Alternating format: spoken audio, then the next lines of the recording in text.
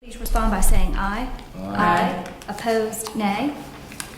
The ayes have it, 9-0. We'll now take a motion to approve the minutes for the board meeting on August 25th, 2020. Make the motion. Second. There's a motion by Mr. Ramsey, a second by Ms. Littleton to approve the minutes of the board meeting of August 25th, 2020. Is there any further discussion? Hearing none, we'll call the question. All in favor, please respond by saying aye. Aye. Opposed, nay. The ayes have it, 9-0. We'll now entertain a motion to enter into an executive session. Make the motion. Second. There's a motion by Mr. Ramsey, a second by Ms. Littleton to enter into executive session. The stated purpose of executive session is discussion of pending employment matters to include the appointment of an administrator and one student attendance appeal. Is there any further discussion? Hearing none, we'll call the question. All in favor, please respond by saying aye. Aye. Opposed, nay. The ayes have it, 9-0. We are in executive session.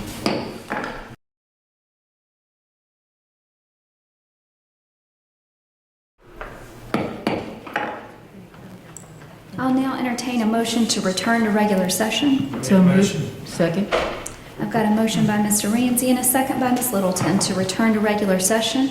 I would like to state for the minutes that no action was taken in executive session. Is there any further discussion? Hearing none, we'll call the question. All in favor, please respond by saying aye. Aye. Opposed, nay. The ayes have it, 9-0. Now please stand for the Pledge of Allegiance and a moment of silence.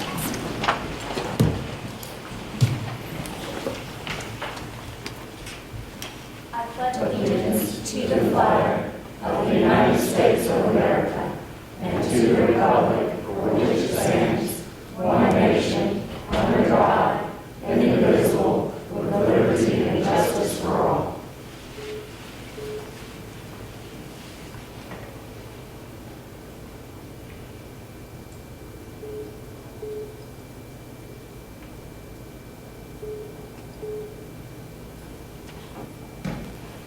Thank you.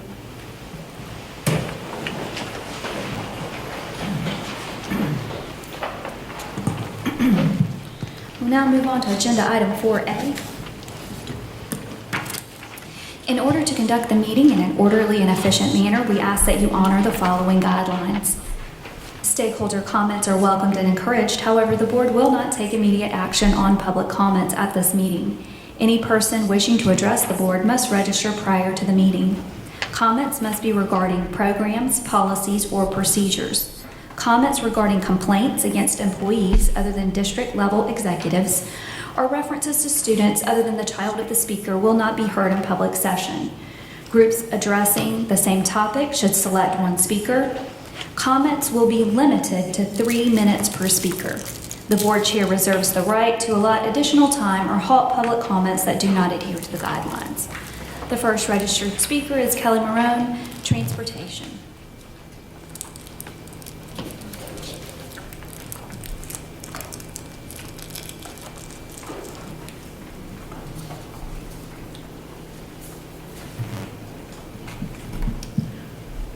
Hey, good evening. Dereliction. That is a word that describes when one neglects responsibilities. On February 11th of this year, I stood before you and questioned the accountability of the Transportation Department. I questioned the failed ability to recruit bus drivers while new software was purchased to increase efficiency. I stand before you here today, 209 days later, and question the integrity, responsibility, and accountability of the Transportation Department and the effectiveness of the new costly software. How are elementary students being asked to cross 4 lanes of highway traffic? How are subdivisions forgot in bus stops? How, 209 days later, parents are not concerned about bus turnaround time, but the safety of the bus stops? Why were bus routes communicated the Friday before school starts? How does that allow bus drivers, especially new hires, the opportunity to explore and familiarize routes? I do know this was an option in the past. How is it 209 days later it is acceptable for one department to continually deliver failure as a result? Why is it acceptable to work in silos? I can only imagine what today would have looked like with 22,000 students who normally rely on district transportation. I do want to say thank you. Thank you to every bus driver today. Thank you. You are the ones who continue to show up in a discouraging environment. The minimal pay, lack of support, and negligence use of software. When ones do not take actions to fulfill their responsibilities, the accountability will not happen. I stand before you today, 209 days later, as a parent and a stakeholder, to demand the responsibility of the district to break the silos and build unity. As Ron Grant states, open collaboration encourages greater accountability, which in turn fosters trust. Trust needs to be earned, and we need to obtain it. We need to attain it together, because when we work together, our children and district's future will depend on it. Thank you. Next up to speak, Chuck Watson, Teacher Concerns.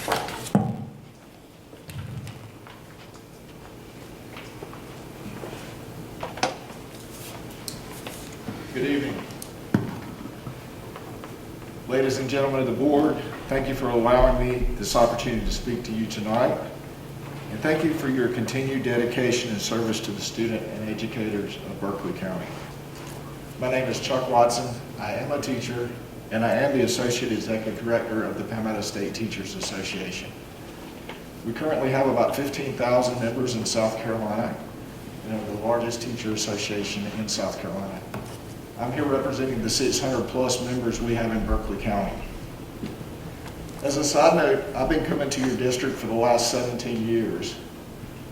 And anytime anyone would ask me or tell me they're coming to the Low Country to teach, they would always mention Charleston or Dorchester too. I would always tell them that they really need to look at Berkeley because they really got something neat going on over there. I still feel that way to some degree, but some of the luster lately seems to have been knocked off, in my opinion.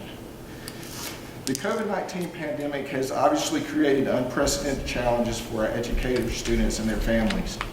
And unfortunately, these challenges mean there are few, if any, perfect solutions as schools determine how to best meet the needs of students and educators this fall.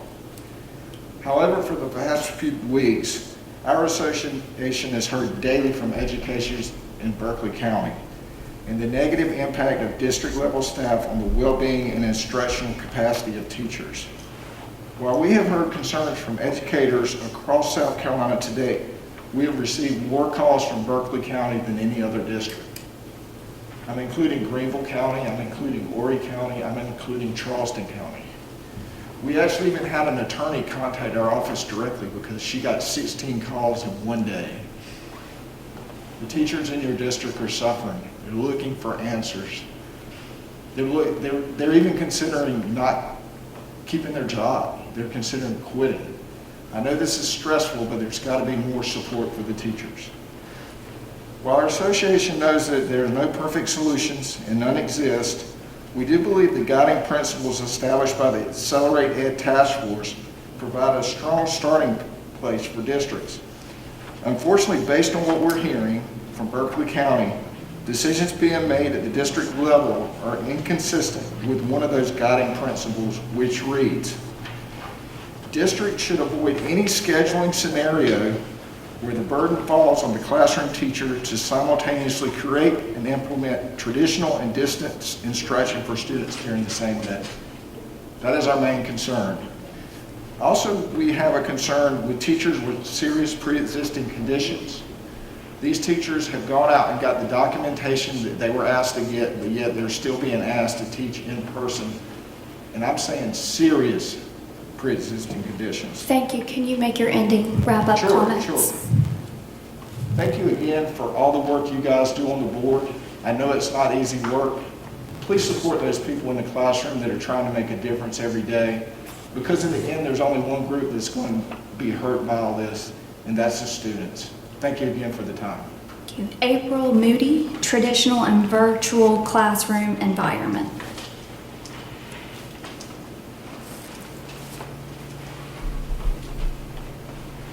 Hi, my name is April Moody, and I didn't prepare anything because I really wasn't planning to come tonight. I had a friend who encouraged me to come last minute. I'm really glad that I did. Thank you for your time in letting me come and speak to you tonight. And I'm going to piggyback on what the gentleman just said.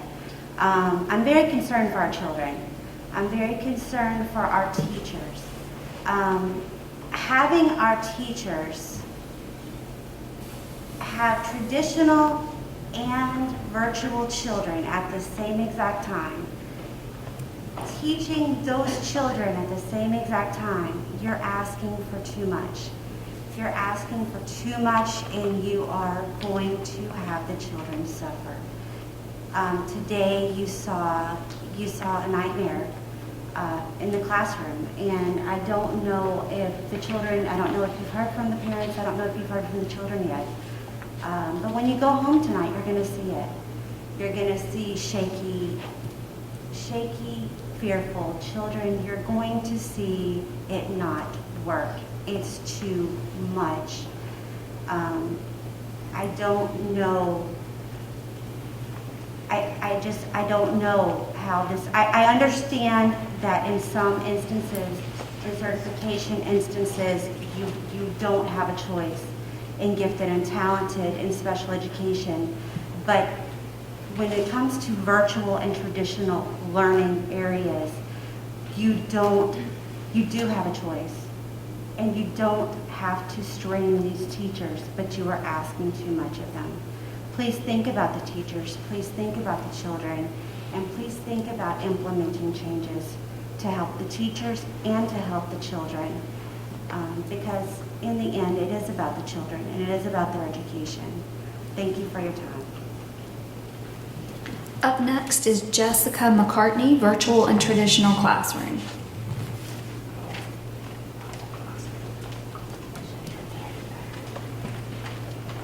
I was unaware of how the school year was going to look for my 7-year-old.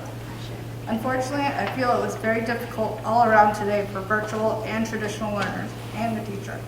It's very hard and unfair for the teacher to divide her attention between traditional and virtual. Children were bored and were not getting the attention they deserve. Every parent that I've talked to today all have similar feelings that today was exhausting and frustrating, to say the least. In my opinion, it makes more sense to have one teacher teach traditional and one teacher to teach virtual, especially for elementary and below. The parents I've talked to today said if it were to continue like this, that they will be looking at other avenues for their children so that they can get what they need education-wise. Please consider separating the two, virtual and traditional, so that everyone can have a productive, less stressful year despite the coronavirus. So the parents like me will keep their kids in Berkeley County. Thank you for your time. Thank you. Up next is agenda item 6A, the superintendent's report. Thank you, Madam Chair. I'm sorry. Oops, I wasn't looking either, I'm sorry. Yeah, I read 5A and I read the wrong title. So 5A is action as required from executive session, and we have one student's attendance appeal that we will hear a motion on. I make the motion to deny the appeal. Second. There's a motion by Mr. Ramsey and a second by Ms. Littleton to deny the appeal of student number 1. Is there any further discussion? Hearing none, we'll call the question. All in favor, please respond by saying aye. Aye. Aye. Opposed, nay. The ayes have it, 9-0. Sorry, Dr. Ingram. We'll now go to 6A, the superintendent's report. Thank you, Madam Chair, board members, staff members, members of the audience. I want to give a big shout out today to our teachers, to our principals. In schools, we had a great day. I personally went to Daniel Island School and the Philip Simmons Elementary, Middle, and High, and our cabinet members went to other schools as well. Our kids were wearing masks. Our teachers were wearing masks. I saw lots of hand sanitizer. I saw markings on the floors. I saw kids, I have a new word, it's called smize. Smile through the eyes. I take this off so I can talk. But I want everyone to know that I think our teachers are heroes. And unquestionably, their challenge is hard. It's different than any year that they've ever had My dad, who's passed away in 1997, was born in 1918, but I don't think he could talk to me about a pandemic in 1918, so we don't have a playbook. But I can tell you that I saw teachers who were happy to be back. I saw principals who were happy to be back. I saw lots of extra effort, and that does not go unnoticed. And I want to commend this board. I'm going to tell you why. Many of you who know me know my wife, Sue, and you all know that I certainly married up when I married her. She's had to take leave of South Carolina and go back home to North Carolina to teach our 10-year-old granddaughter on virtual, because they're all virtual. They have no choice. And she teaches Caton, and she teaches Caton's best friend Perry, because they're in the same class. And they can see the other children in the class. They've been in school 3 weeks. And today they were trying to do an assessment. And there was a little girl that was home by herself because of no choice of her parents. Her parents had to work, which if we didn't have Sue in our family, then Kate would have to be home by herself because her parents have to work. And the child cried and cried and had a basic meltdown. Now, I've got, all of you who know me know I have a problem with standardized tests to begin with. However, this was just, Sue said she just wanted to reach through the screen and grab her and give her a hug. So I commend this board for having the courage to give parents options. The option of face-to-face, the option of blended, the option of virtual. It's not easy. It's not perfect. But I want you to know the schools I went to and the schools my cabinet members went to were principals had gone the extra mile, teachers had gone the extra mile, cabinet members worked all weekend. I appreciate what they did, and we'll continue to do through this unprecedented time. We're not going to get it right every time. We're going to make mistakes, but we do care about our folks, and we are deeply, deeply appreciative. But I saw lots of positive things today, and I wanted to say that and commend the board for that. And I can't help but say, it reminded me of why I come to work every day. I had a delightful child behind her mask, and she could have been more than 5 or 6 years old, and I said, sweetie, there's a day in line school. Sweetie, that's a beautiful mask. I wish I had a mask like that. And she's so grown up, she just stepped back and was so proud, and she said, well, thank you, sir. I like your tie. And it just made me feel so good. This is why we come to work every day. So, just for the numbers, because I'm sure everybody's interested, traditional, we had 15,575. We've had 15,396 blended, and only 836 totally virtual. So, and I think that we're going to have more and more kids come back. Judy Rainey, I want to thank you for being here. Teacher Forum, you've had a long day, but you still came in. I always appreciate your positive attitude and can-do spirit. And I just love it when you can infect others in a positive way, not with a virus, but infect others with your enthusiasm and your willingness to go the extra mile. So thank you very much. Teaching multi-age classrooms, it's innovative, takes courage, and you do that with great spirit. And we recognize that, and we applaud you for that. We do have issues. As leader, I am responsible for that ultimately, and I will address those issues. And I'll report to the board on how we will address them. But overall, in the schools, we had good days in schools, thanks to teachers, parents with great attitudes, despite challenges, and principals who work the extra mile. So I think that's everything. Thank you very much. That concludes my report for tonight. Thank you, Dr. Ingram. We'll next move on to the board chair report. A report on the superintendent's rating based on the McCrell tool. The board uses an evaluation tool designed by McCrell International. McCrell is a nonprofit, nonpartisan education research and development organization that since 1966 has turned knowledge about what works in education into practical, effective guidance and training for teachers and educational leaders across the U.S. and around the world. This evaluation framework is backed by years of research and makes an objective assessment of performance. This process began in July at the board workshop. Dr. Ingram carried out a self-assessment and also provided board members data to support that assessment. The board members then independently evaluated the data provided by Dr. Ingram. The members submitted a summary of their evaluation to the chair. I then tallied the results of the independent evaluations to produce the overall evaluation of the board.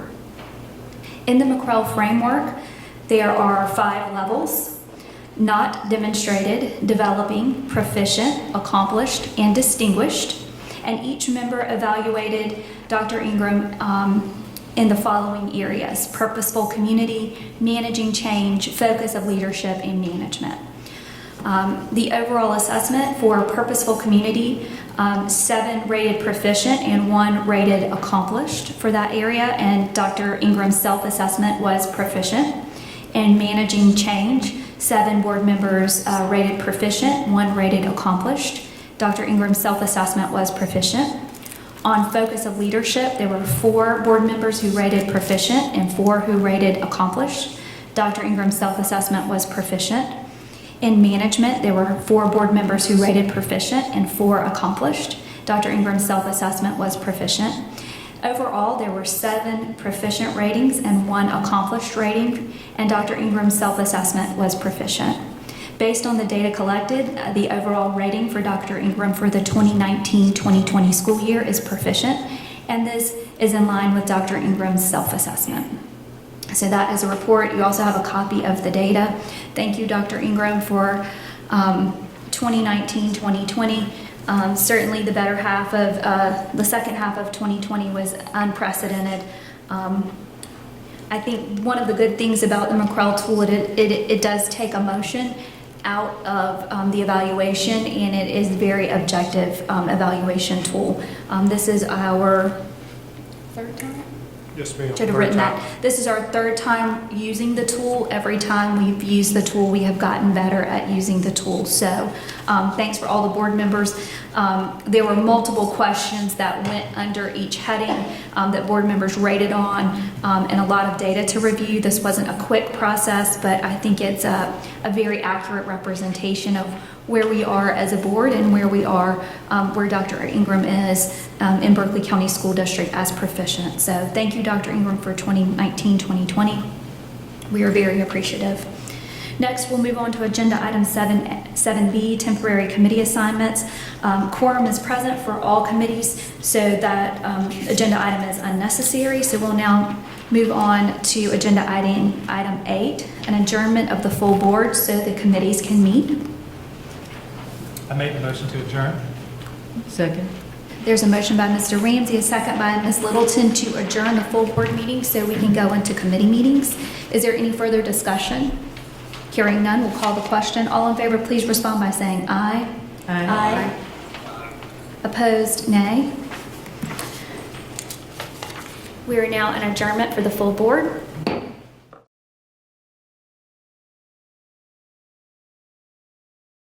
Ms. Condor. Thank you, Madam Chairman. I'm calling the Committee on Academics and Innovation to order. I declare there is a quorum of committee members present and note that the media has been given proper notice pursuant to the Freedom of Information Act. The first agenda item is the Head Start Budget Expenditures Report for July 2020, Head Start Credit Card Report for July 2020, and prospective new hires. Do I hear a motion? Madam Chair, I make a motion to approve the Head Start Budget Expenditure Report for July 2020, Head Start Credit Report for July 2020, and prospective new hires. Second. Okay, is there any discussion? If not, we'll call the question. All in favor say aye. Aye. And opposed, nay. The ayes have it. Second agenda item is the 2020-2021 Berkeley County School District adoption of state textbooks, second reading. Dr. Wolf, you are recognized.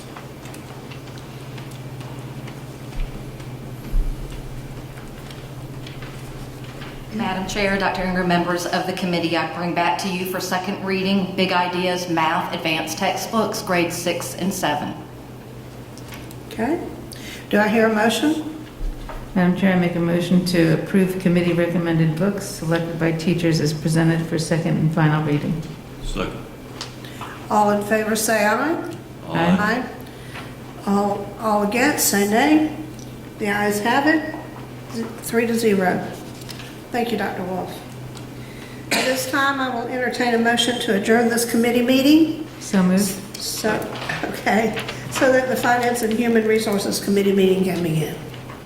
So moved. Second. All in favor? Aye. Aye. Those opposed? The ayes have it. We are adjourned.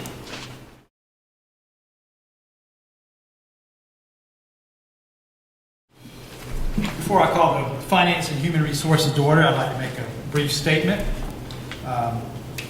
We had a taxpayer earlier make a statement concerning the buses, and she wasn't happy with the buses. Well, I'm not happy with the performance of the buses today as well.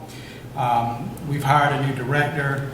We've invested several hundred thousands of dollars. We've hired new software, increased salaries. We've done a lot as a board in my 4 years on this school board to try to improve the buses. Last year when we hired a new director, I was very pleased with his performance. I thought it was the best in my years on the board and the best several years before. But just as a matter of note, I've spoken to the bus director, I've spoken to the superintendent, and I will be speaking with the associate director, Mr. Jackson. And I have full confidence in their ability to improve upon today's performance, just simply because the issues that went on in my district today was completely unacceptable, even for a first day or any day. And I just do not expect a repeat performance, but I wanted to put that out there for any folks who might be viewing by the video camera. I'm calling the Committee on Finance and Human Resources to order. I declare there is a quorum of committee members present, and note that the media has been given proper notice pursuant to the Freedom of Information Act. Our first agenda item is first reading approval to delete policy JGA, Student Insurance Program. Dr. Karen Whitley, you are recognized.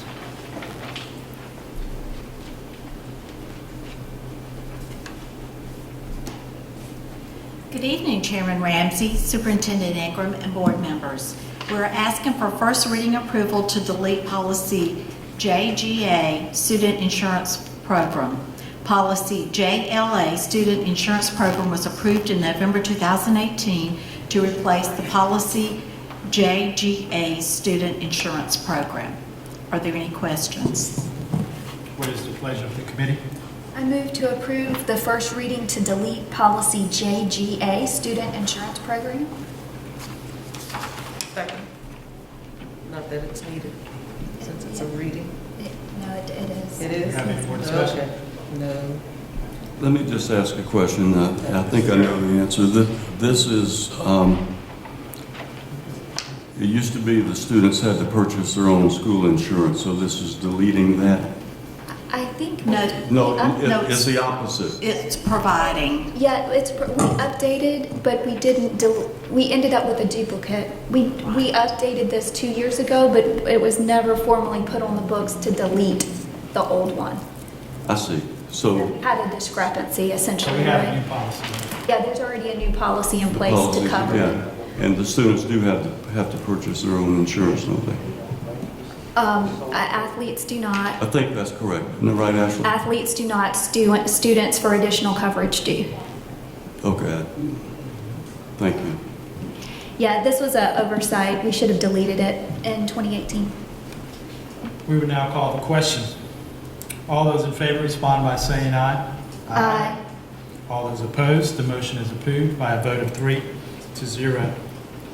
Our second agenda item is revision of BCSD 2020, or BSCD, Berkeley County School District, 2020-2021 salary book. Dr. Whitley, you are recognized again. We are asking for approval for revision of the Berkeley County School District 2020-2021 salary book.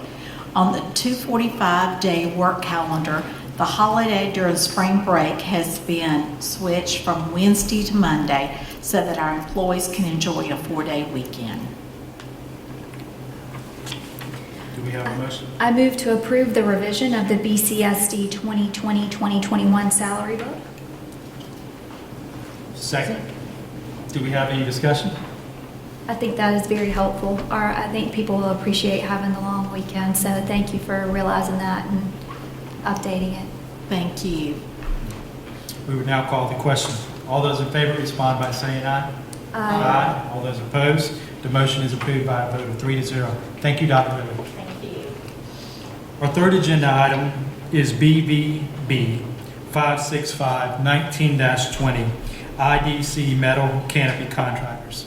Ashley Smith, you are recognized. Good evening, Chairman Ramsey, Dr. Ingram, and board members. I would like to invite Marcy Abrahamson to discuss the next procurement item on the agenda. Thank you.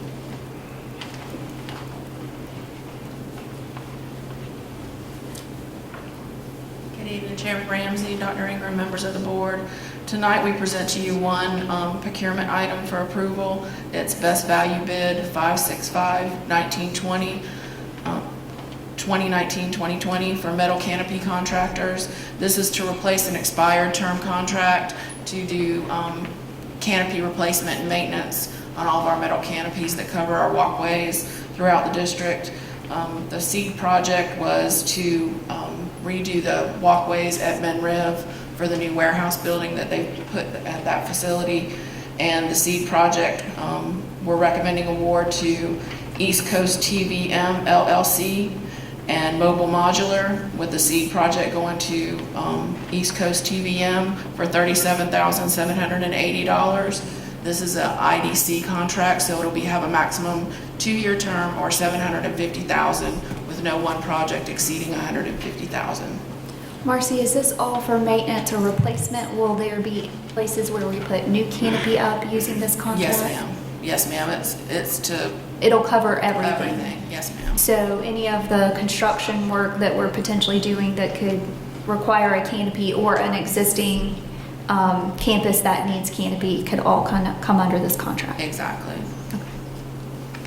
Do we have a motion?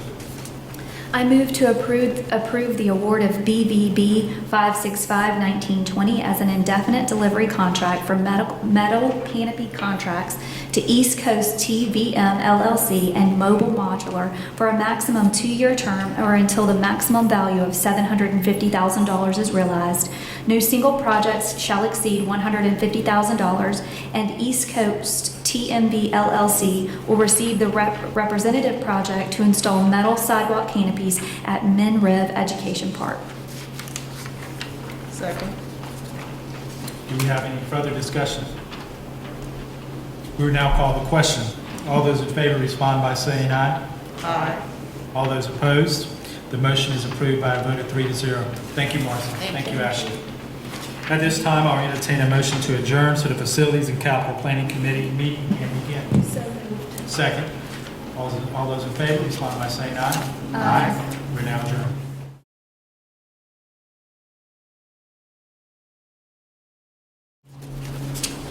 I'm calling the Committee on Facilities and Capital Planning to order. I declare there is a quorum of committee members present and that the media has been given proper notice pursuant to the Freedom of Information Act. The first agenda item tonight is the updated master facility plan and 5-year plan. Dr. Ingram, you are recognized. Thank you, Mr. Chair. I'd like to acknowledge Dr. Tony Parker, our consultant, who is in charge of the agenda items A, B, C, and D. So, Dr. Parker, the floor is yours, and I believe you have an architect for us here tonight as well. We do, Dr. Ingram. Thank you, and Mr. McQuillan, thank you. We want to give you some information, update on our master facility plan, and let you know that our consulting firm, CBRE, that does the cost analysis, has indicated to us that we've got a 5% increase in all maintenance work based on materials and the work put into that. And that's being incorporated in our master facility plan, and we will be giving that to you at the next board meeting. We'll provide it to you electronically, as well as bringing it to our board docs. Now, within board docs, there are certain things that we don't include in the plan, and that's the floor plans of the actual schools. Any questions there? And we had indicated that every year we'll give you an update on this information. And as I said, that's what we're doing tonight. I appreciate you staying on top of it, just because folks that are paying attention know that materials are going through the roof. So it definitely makes a lot of sense that you'd be updating that. Well, you know, we got many issues that come into play as far as keeping up the buildings. One issue that came up with one board member recently was replacing our roofs. And if you look at the number of flat roofs that we have in the district, those flat roofs only have a certain lifespan. And anytime you have the penetrations to that roof, it requires a great deal of maintenance. And that's something that we're assessing right now, and we're going to be focusing on that and bringing that to the board as far as the plan of action. But to give you an example of the cost, if we look at the Berkeley Alternative School, if we replace that whole roof on that small building, we're looking at between $300,000 and $500,000 to replace that roof. If you look at Hanahan High School, you're looking at almost $1.8 million to replace that roof. Now, these are approximate numbers, but we want to bring you more correct, more current numbers as we do the assessment on all the roofs. Sedgefield Middle School, we've got a real challenge there because of the way the building was constructed. You've got the flat roof there, but you've got over 70 penetrations on that roof. And everywhere you've got a penetration, it requires an annual review and assessment, and it requires you to go on that roof and to address those penetrations. We also have windows there that give natural lighting, and that's great. But the caulking around those windows every time it cracks, based on the sun and the heat that we have in our area, you've got penetrations with that crack. And you're going to have water coming in the building.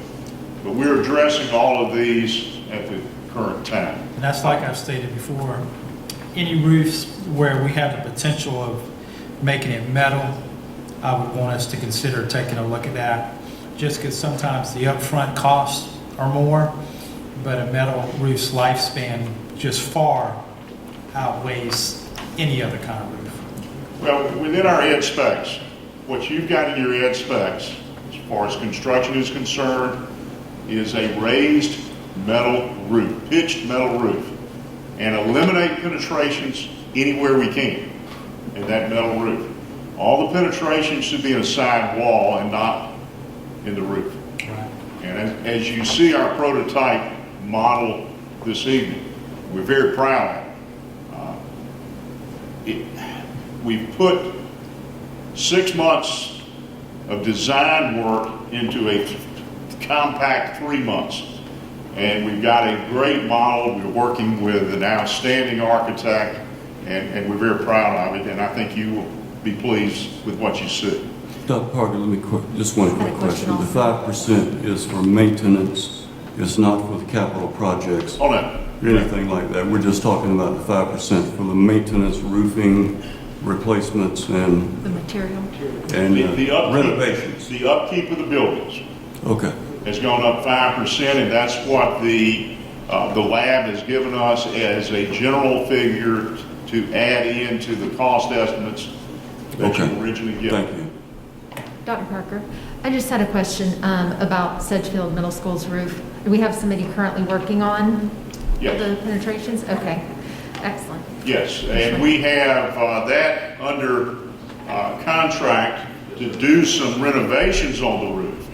But as we assess the flat roofs, what we would love to do is be able to replace the whole roof and start a preventive effort to put it under contract as far as the roofs themselves. But we got to have more money in the budget to be able to do that. Yeah, I feel like we're like putting our finger in the dam to try to keep all the leaks. I mean, I know there's multiple schools in my feeder patterns with roof leaks and roofing projects that have been going on for a long time. So we do need to try to schedule this and try to come up with a way to preventatively budget to handle the worst places first and move from there. And what we're trying to do right now is give you our 10 priorities, number 1 through 10, and address them in that order. The worst roof all the way down to the 10th number worst 10 it's going to need to be replaced. But it's a matter of priority when you can do it. All right, I'm going to ask our construction staff to come up. Wayne Evans. Wayne, if you While come they're up. coming up, so the 10 that you're talking about are all flat roof at this point, right? The 10 that we're looking at right now, yes ma'am, they're mostly flat roofs. But you've got some of them where additions have been put on to the original school they're pitch roofs. Okay. But as you join a pitch roof to a flat roof, you've got leaks in the flashing in the connection there. And that's one of the things that we saw when I went on top of the roof over at Sedgefield, is where you've had additions put onto the school, you got problems with the flashing. And when I talk about penetrations in the roof, it's anything that penetrates a roof, where it's whatever the penetration might be, you got to seal around it. And once you seal around it, a year goes by, and with the heat that we have in our area, it's going to crack. So you got to go back up there and reseal it. And it's a constant effort to do that. And to put that within the scope of the work that we're having to do, it really puts a challenge on the maintenance staff to do that. Now, give you an example. Charleston County has a roofing company hired that does this on an ongoing basis. But one of the things Charleston County has is a 1-cent sales tax to cover a lot of the issues that they have within the scope of providing new schools and giving additional maintenance dollars there in that school district. So, that's something we're working toward right now. But at this point in time, we're addressing the needs that we have, and we're addressing those needs as best we can within the budget that we have.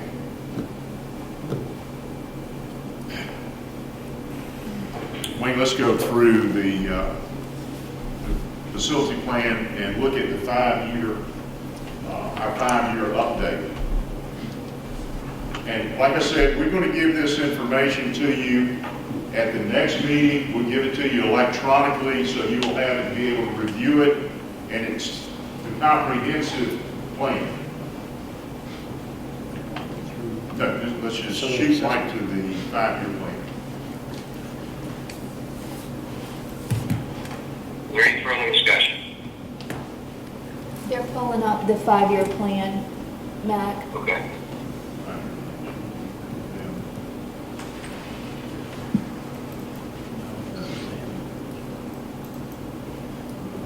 What was that one sheet with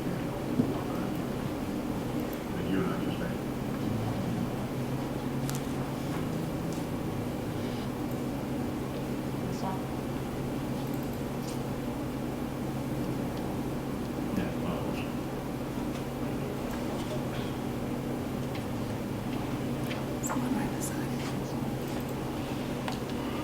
That's it.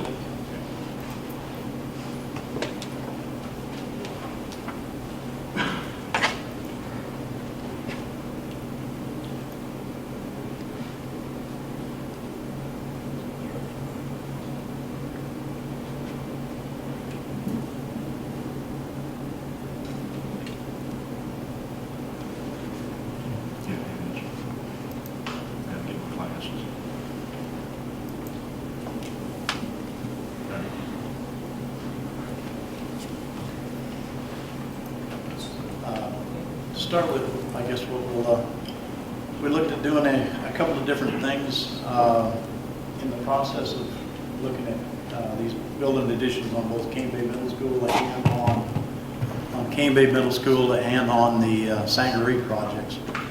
We looked at a variety of different things. Cane Bay Middle School, what we found at Cane Bay Middle School, or what the architects found at Cane Bay Middle School, is that the stacking loops that were currently being used by the school and the bus loops had been switched around when the school was originally opened. I hate to interrupt, but are you done with the 5-year? Because we actually have an action, the committee has an action item to approve the updated 5-year facilities plan. Do we need to call, I think the committee needs to call that question. And then What we're presenting, Madam Chair, is an update on this information. I know it's down as an action item. it's fine if it's not. We just went to update on construction projects, and I didn't want to skip over an action item. Okay, so there's no action item on 2A, so we're on 2B. The only action item we've got tonight is a prototype model. To the last agenda item, 2D, will have a Yes, motion ma'am. to it. Okay. And what Mr. Evans is talking about here, when we looked at the Cane Bay project, we had to move the parking from this area here. And we had to shift the parking up here to provide parking.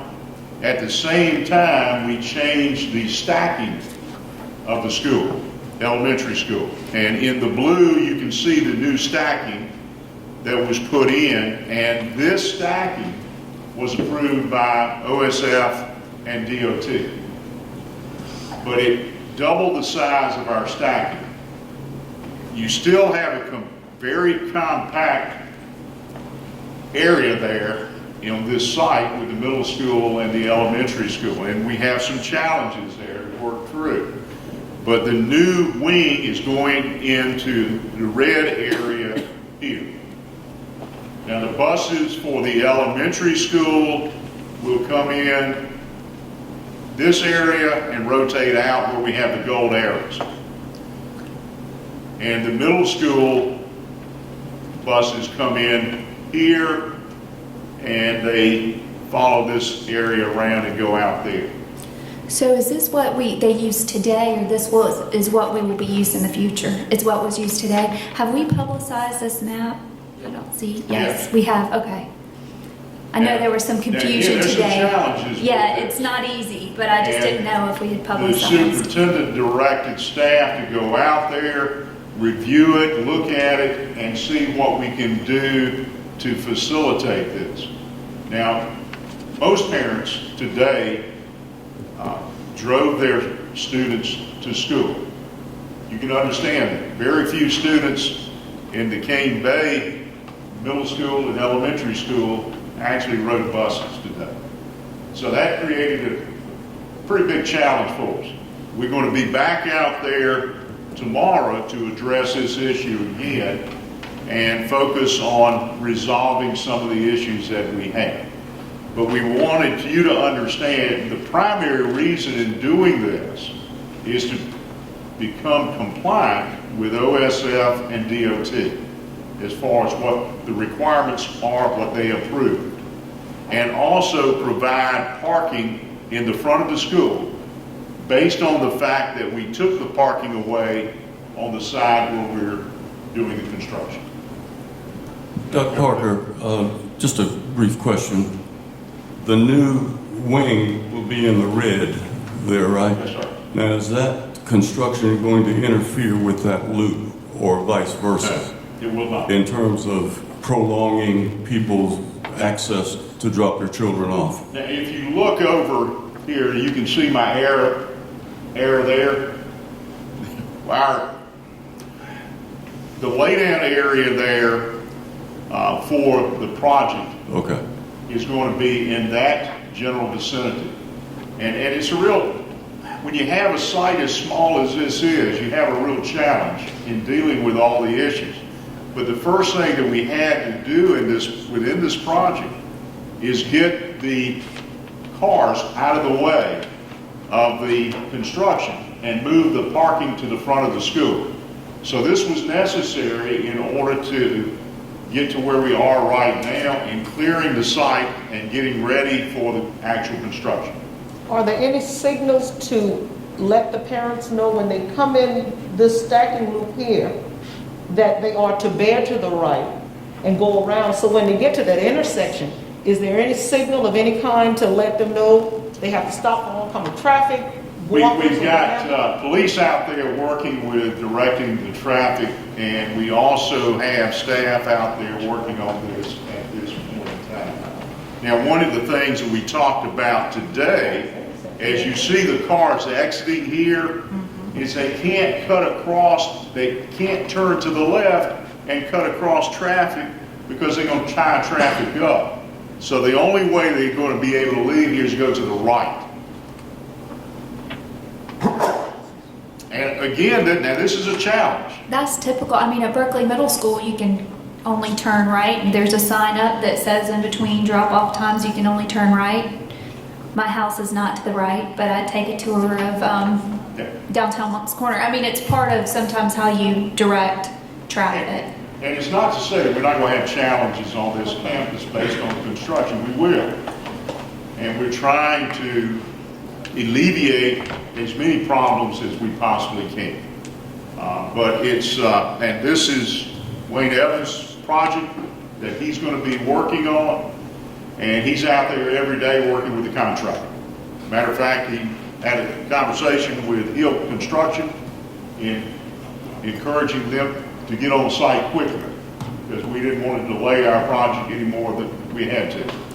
But we have in-house construction management, which pays big dividends to us as we move forward. Anything else on that? Other than to say this really was done for us to approach this portion of the project involving the elementary school was not really a part of the whole intent of the Canopy Middle Addition project. It took a very small investment going from one loop to the other loop to solve a bigger problem at the elementary school once we found out that we had a problem at the elementary school. But a larger problem than the one that we found out about was the fact that apparently the school had been backing up their stacking loop to a circle, a roundabout that they had just a few hundred yards away from the school, and it was stopping up every bit of the traffic from leaving the subdivision to go to work or wherever the other people were going to. So by doing what we're doing, what OSF requires, or what they tell you that they need, is a minimum of 2,000 linear feet for a stacking loop.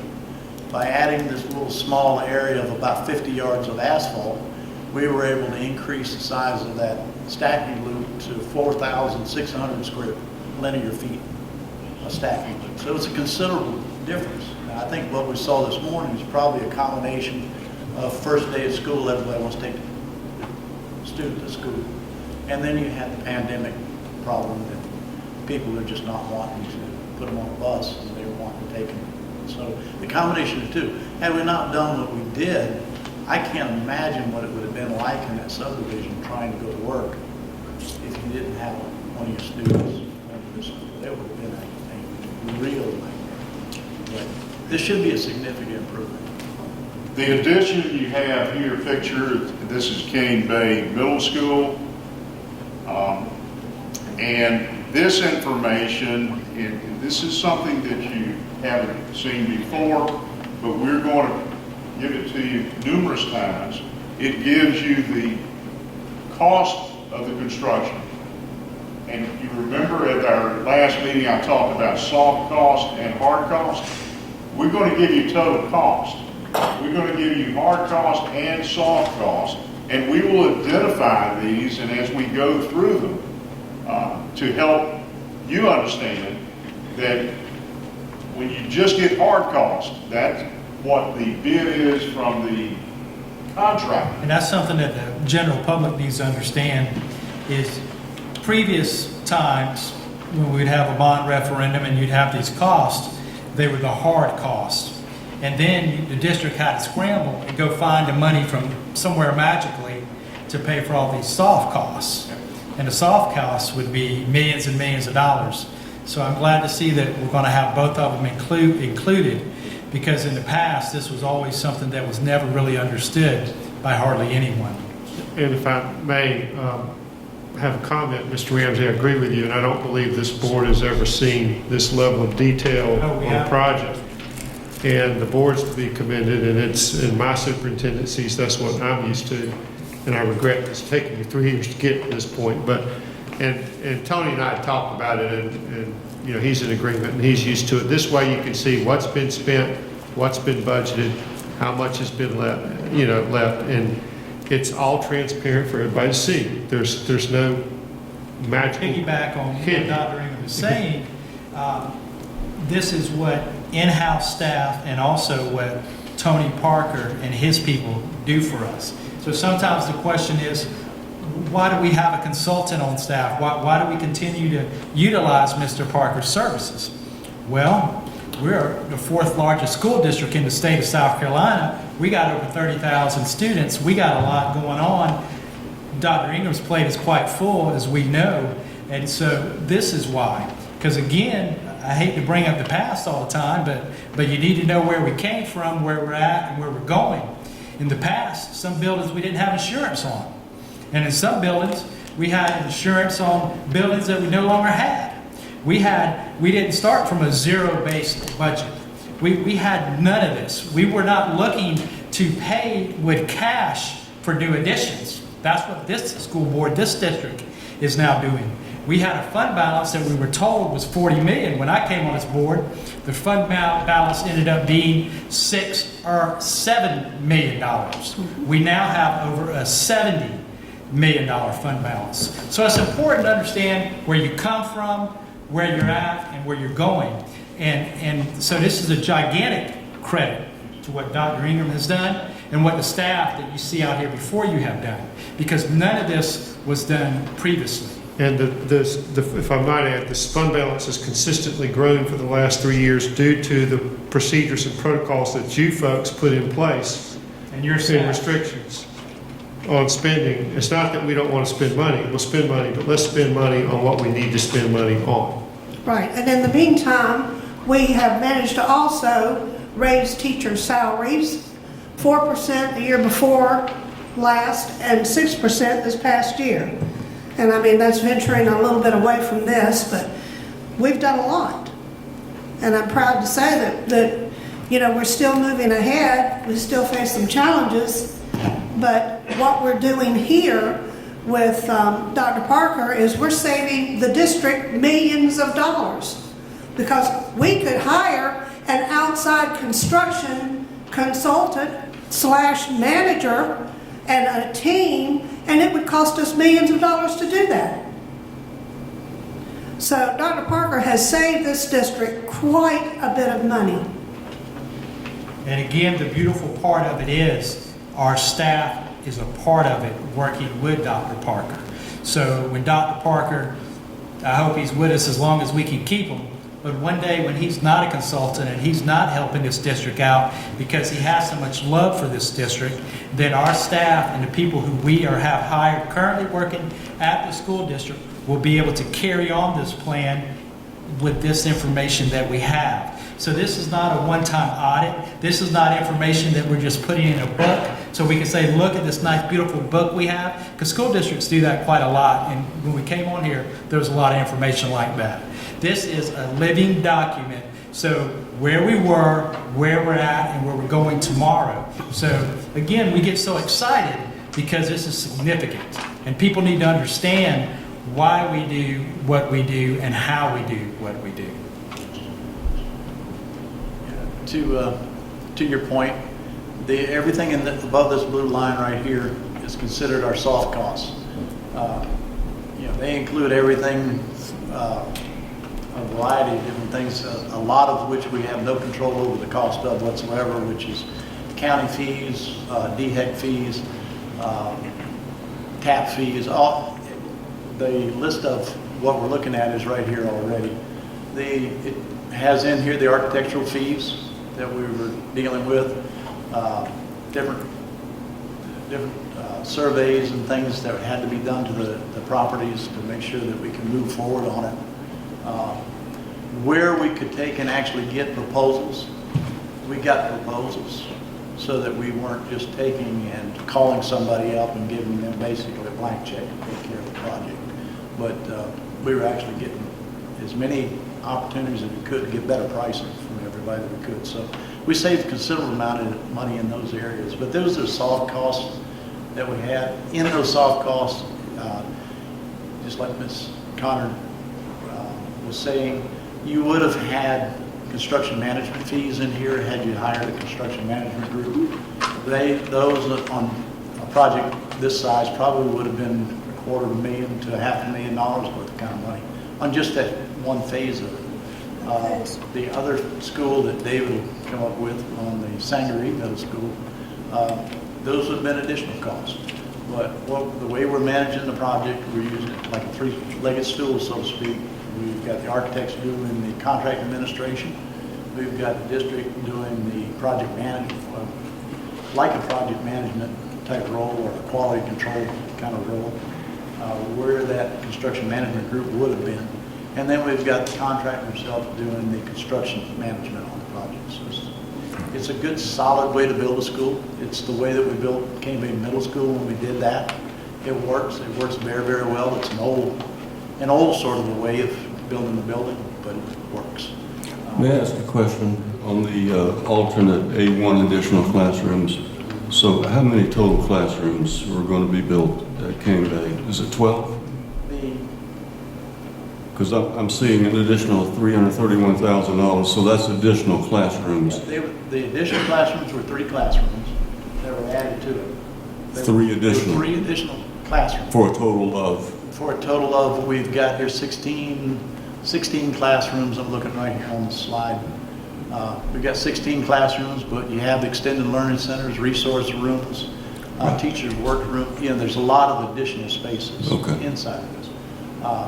It mirrors somewhat the wing over here right beside it that exists right now.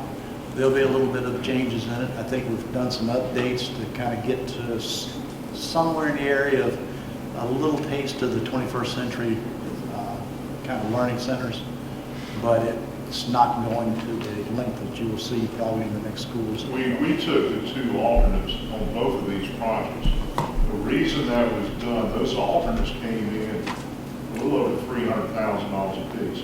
The architect projected those alternates to be $900,000 each. Exactly.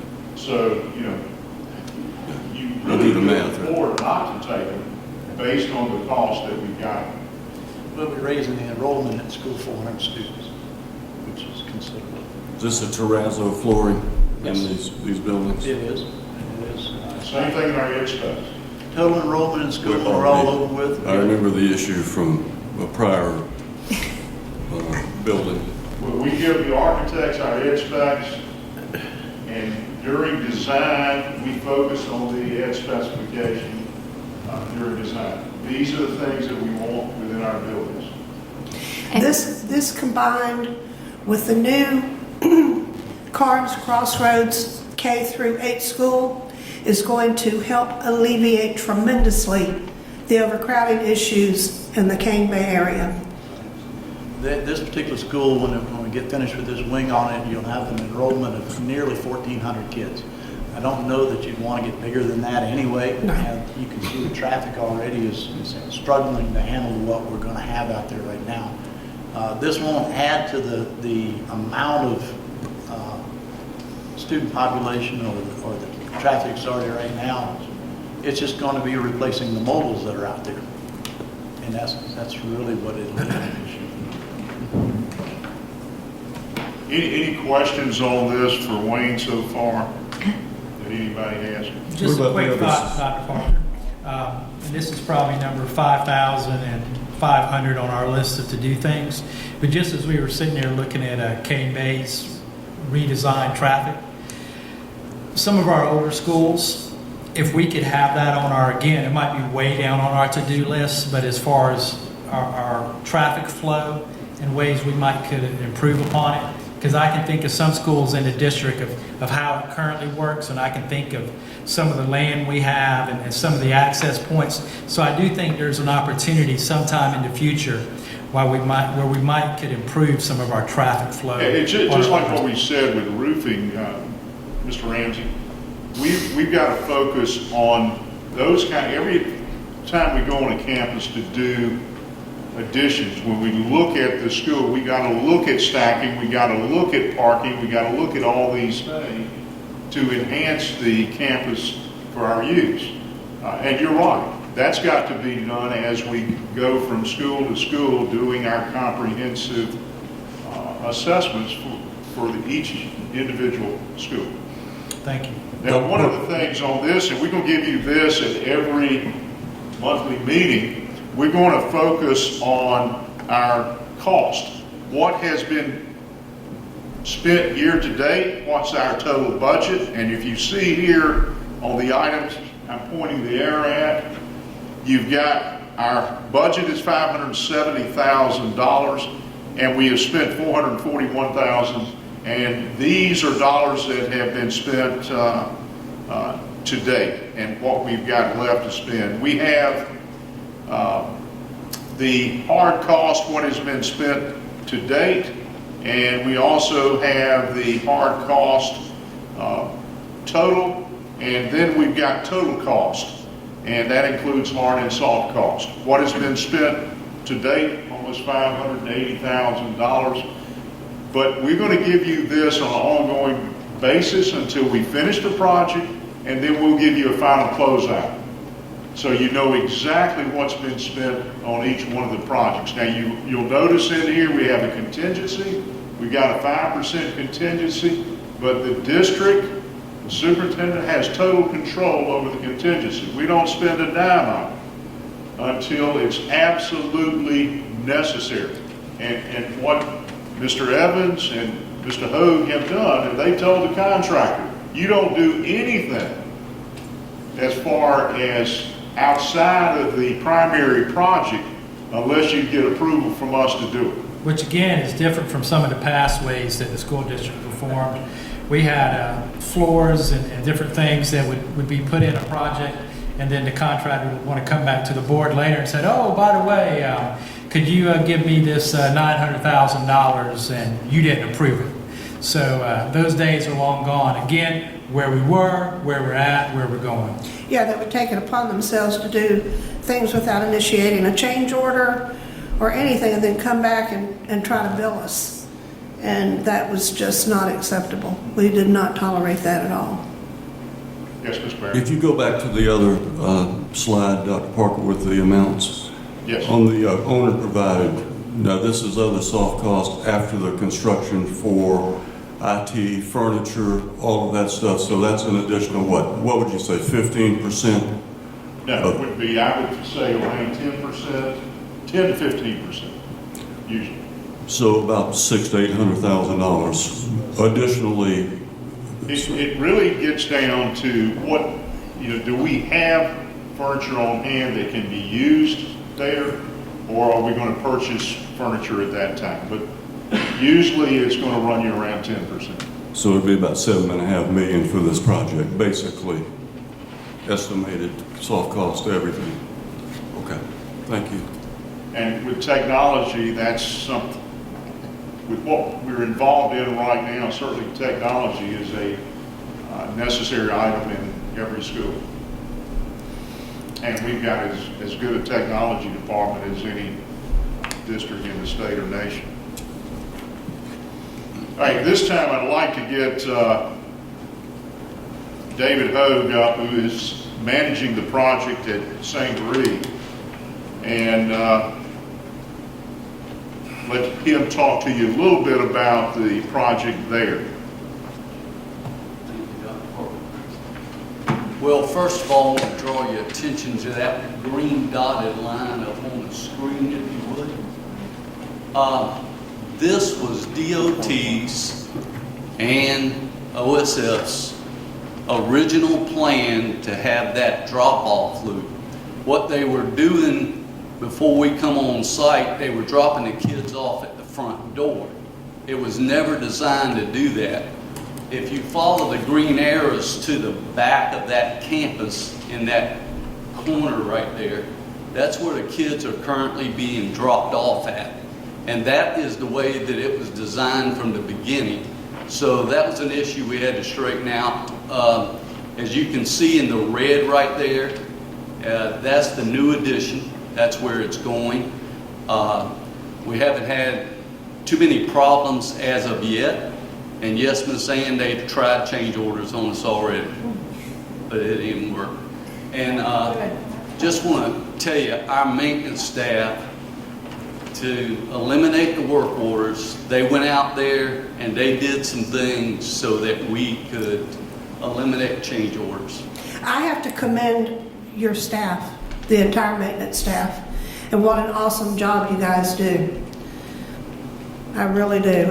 You know, y'all are stellar. You really are. Thank you so much. And this board appreciates you. Thank you. Yes, one of the change orders, saying they were, we had a pile of rock that we had to bust up a slab that they said would not in the scope of work, and it wasn't, so we did.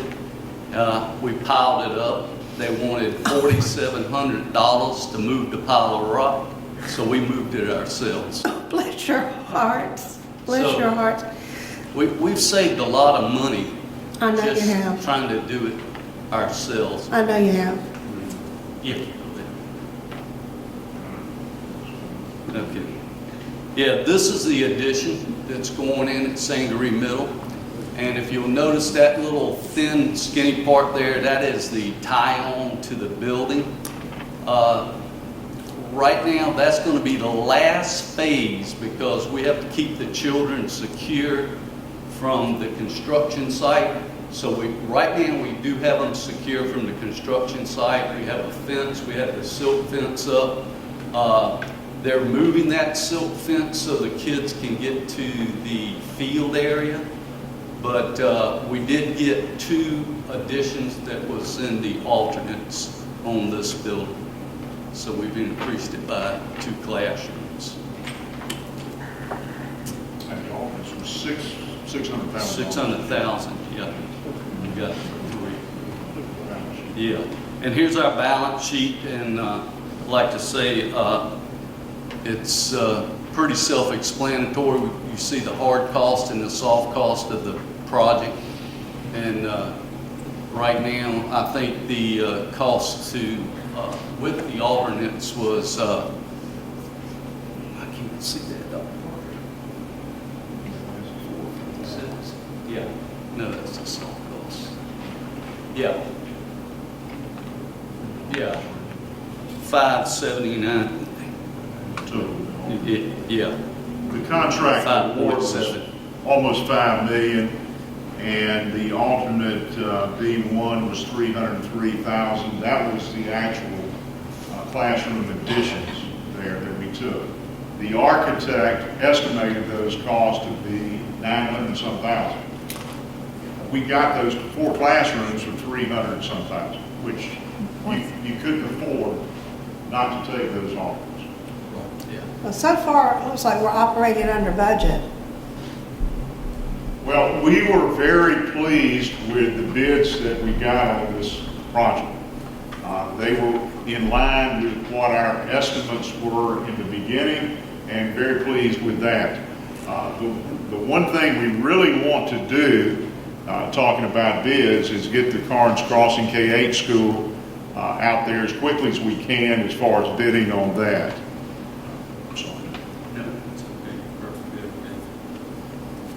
All right, the next thing we want to talk about is Carnes Crossing just a little bit, and I'm going to get our architect up here to go over this, but you can see the layout for Carnes Crossing. We've talked about the stacking issue. As we worked on design, stacking was absolutely critical to us, and we've got a large span of stacking here. But we'll talk a little bit about that with Mr. Dennis Ward with FW Architecture. And Dennis, at this time, we'll pull your slide up.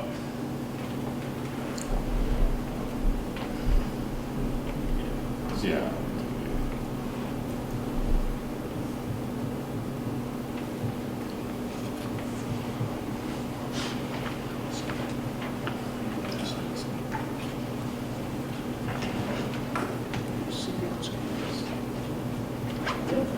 You have a technology position open, Diane, for our architect.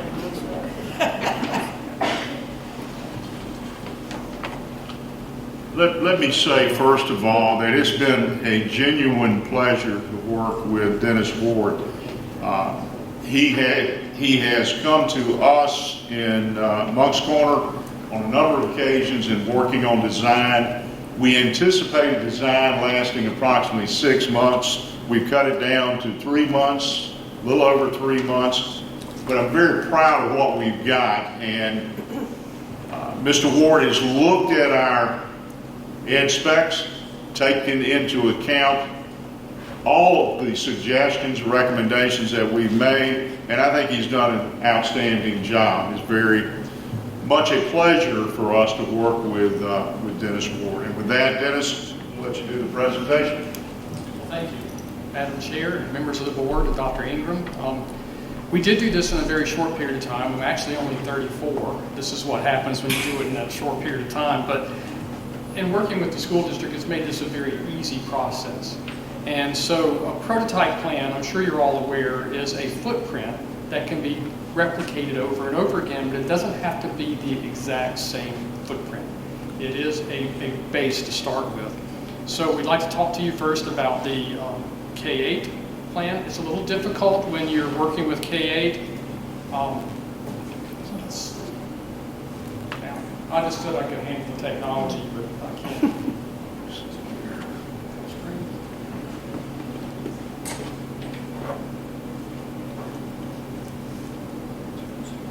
Everybody's laptops is a little different. Get us in full screen.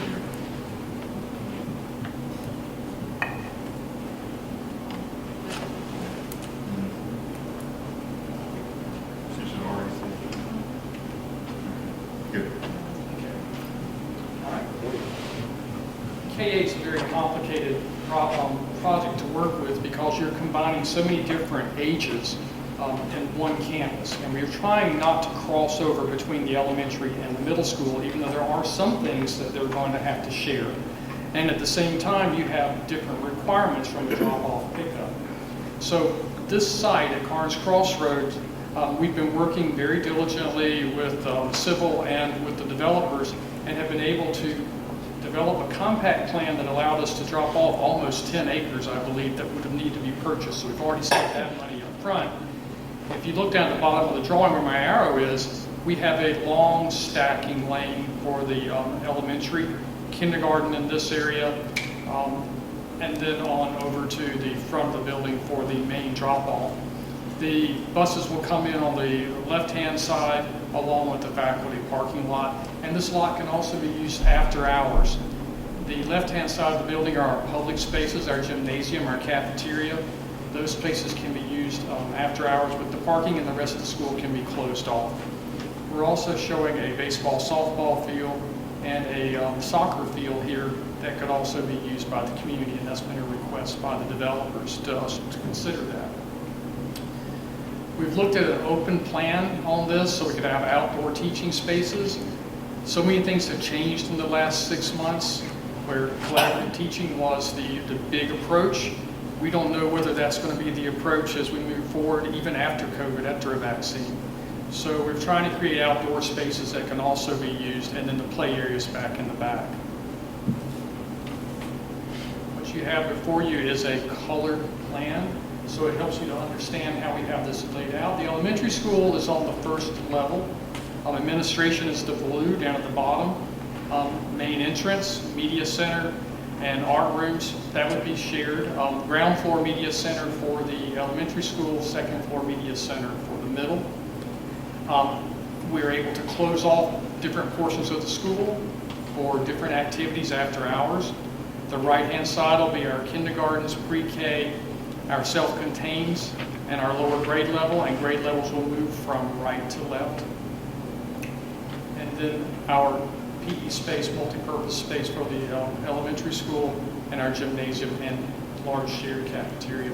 The cafeteria is sized so that it can seat the entire school population for elementary at a meal, and the same with the middle for 2 feedings. All these extra support spaces are also sized for a future enrollment of 400 more students. And the second floor level for the 2-story portion of the school has the classrooms more self-contained and the lab spaces. And as I mentioned, the second floor for the media center, which is going to be used by the middle school.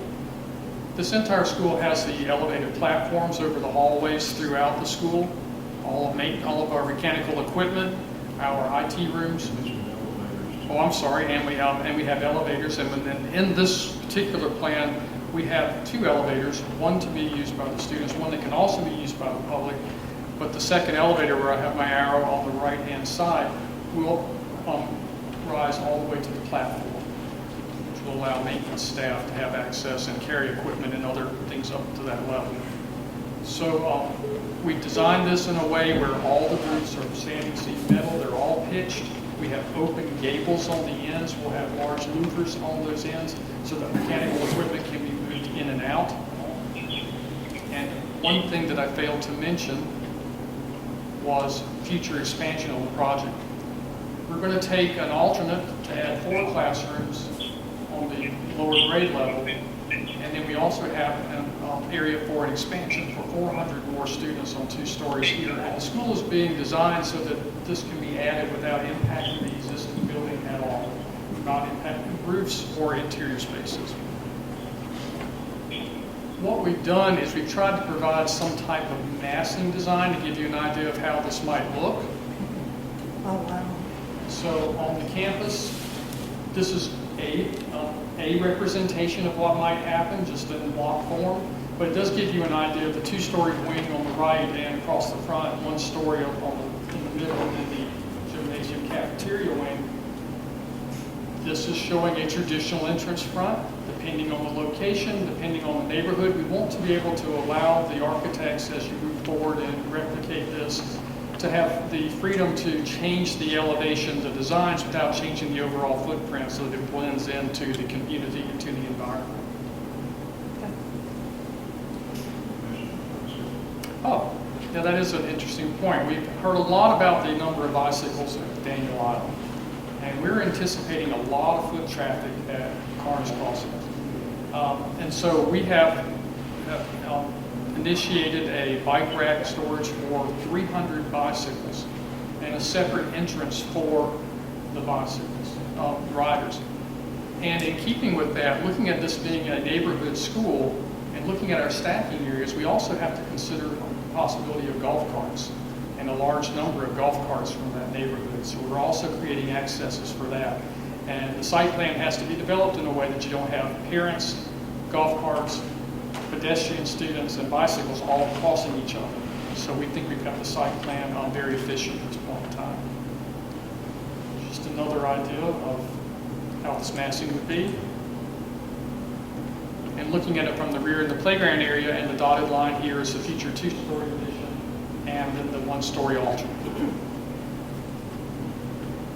Any questions on the K-8 school? This is 166,000 square feet of heated area.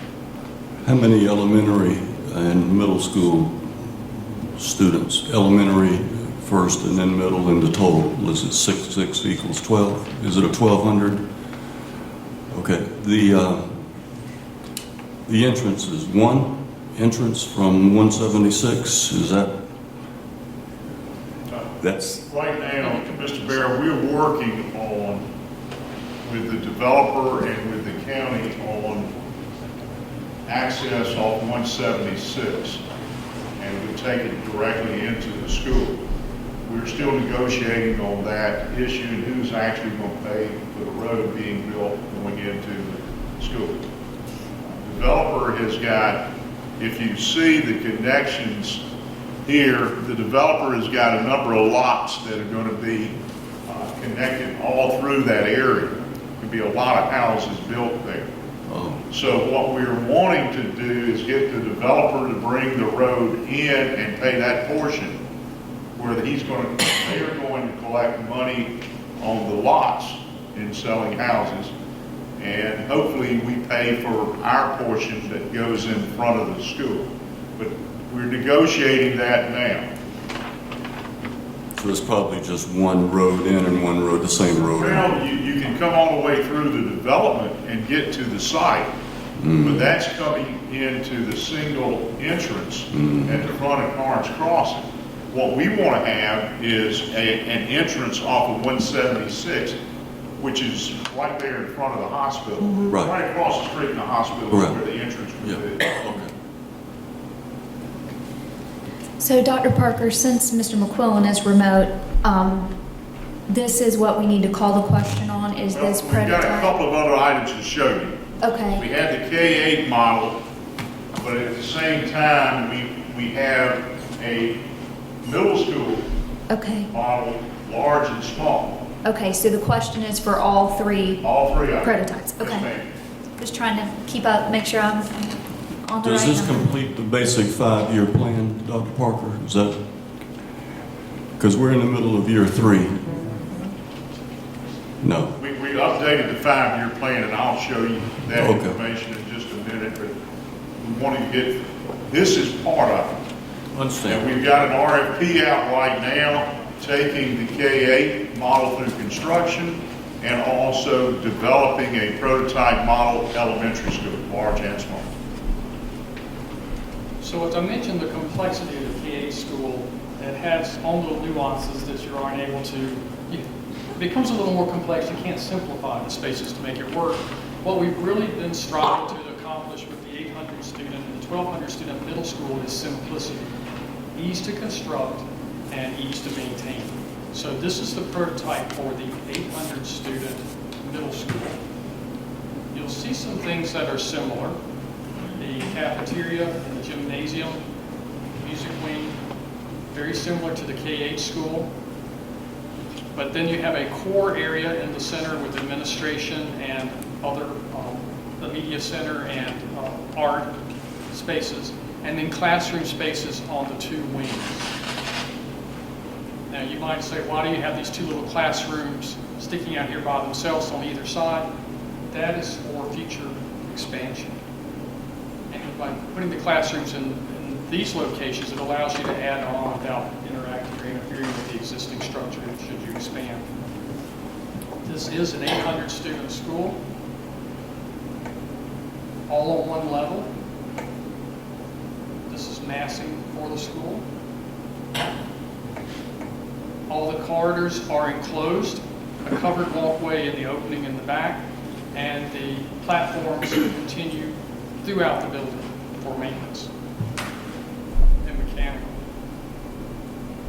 Now, one of the beauties of the mechanical platform is when maintenance goes out and works on the school, the students never know that the school is being worked on.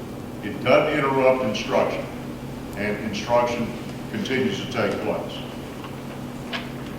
Once again, we have this large outdoor area that can also be utilized for outdoor activities and outdoor instructional space. The 1,200 student plan adds additional classrooms in the back, still keeping it open so you don't have to go through the building to access the center courtyard from a maintenance standpoint. But as you can see, the layout is very simple and clean and streamlined. The other thing that's very nice about this plan is depending on the piece of property that you might purchase and how the property is configured, let's say you have to have a more compact piece of property. The classrooms on the back here can now be added to either side for 2-story wings. The gymnasium cafeteria wing may be moved to the back. So we can move these blocks and components to fit the property, whichever the site may be. 1,200 students.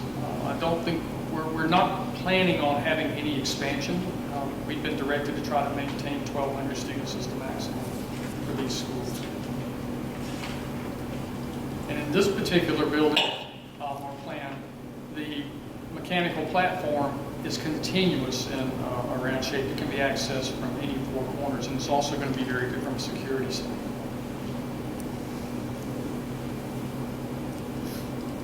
Once again, low and streamlined. I think this will blend in very well with neighborhoods that have two-story homes. Any questions?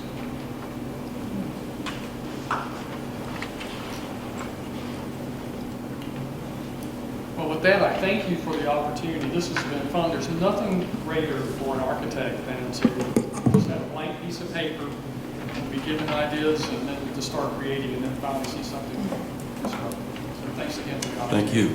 Thank you. All right, so Dr. Parker, we actually need a motion for this, so,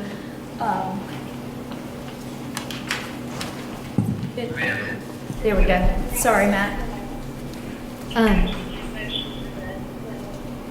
like to make a motion to approve the K-8 middle school prototype models as presented. Is there a second?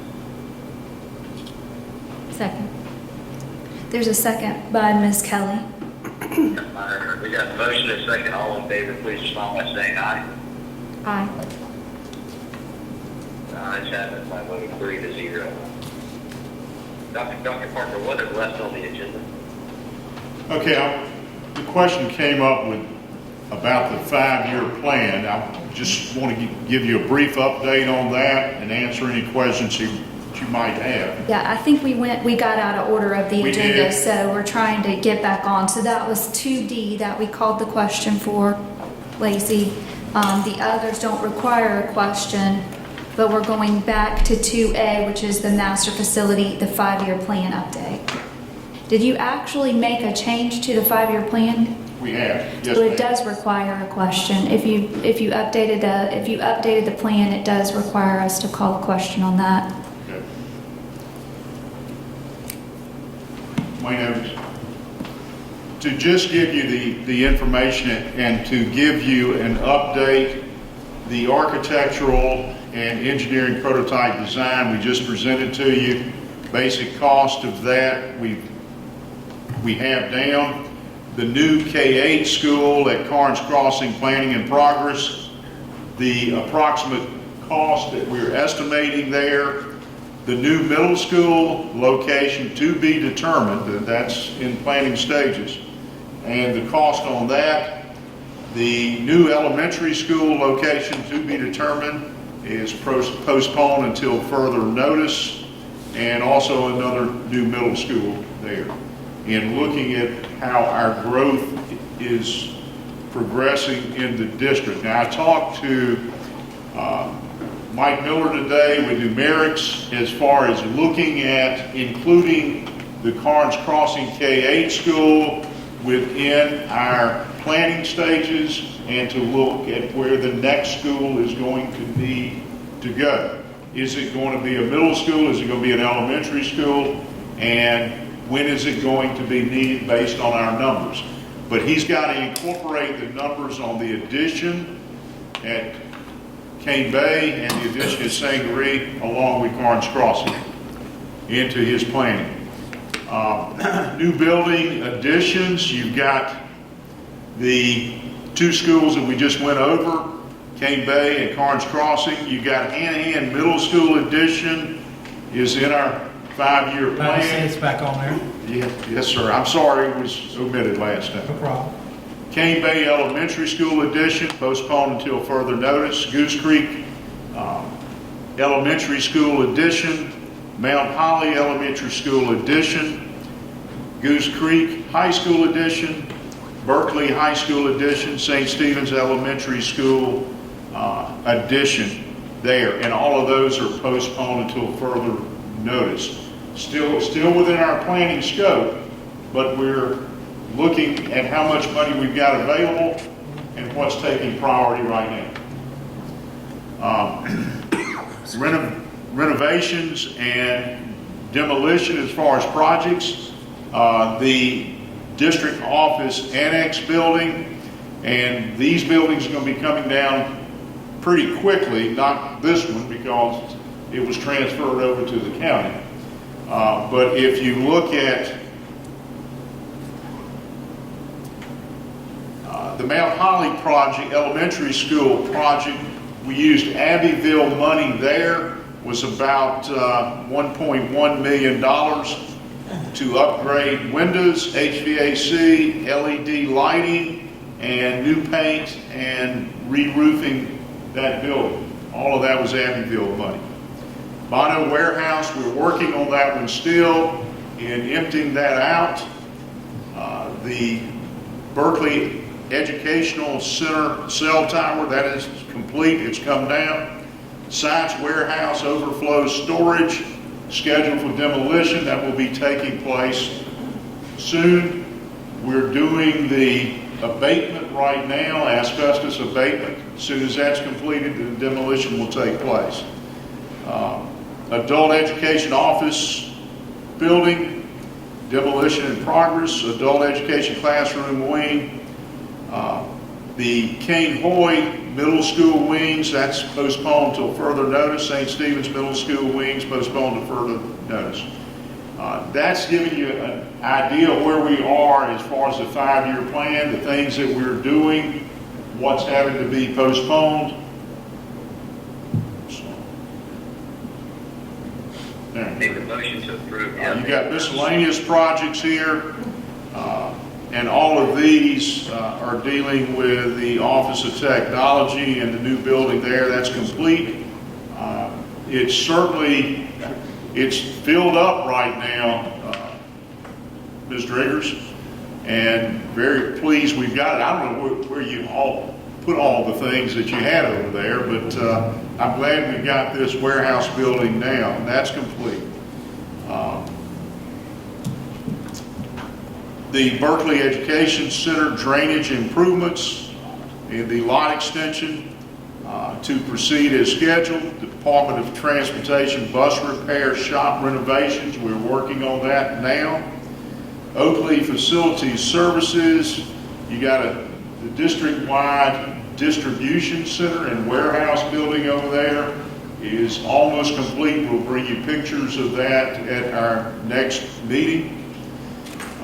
The facility service tractor shed is completed, about 95% complete. Facility services equipment shed, 100% complete. Facility services 100 employee parking lot is completed. And that is based on help from the county. They provide labor and equipment. We provided the supplies, and it looks great over there as far as the parking. If you look at the budget deferral information is listed A through E, you can see that it amounts to over $216 million.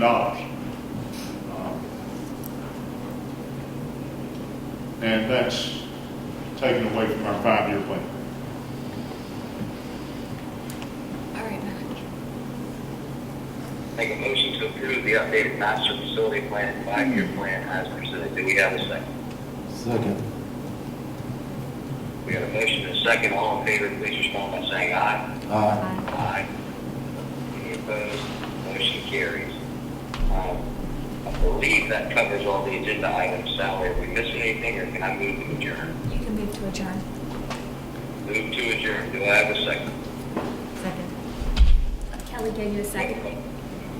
Motion and a second. All in favor, please respond by saying aye. Aye. Aye. We are adjourned.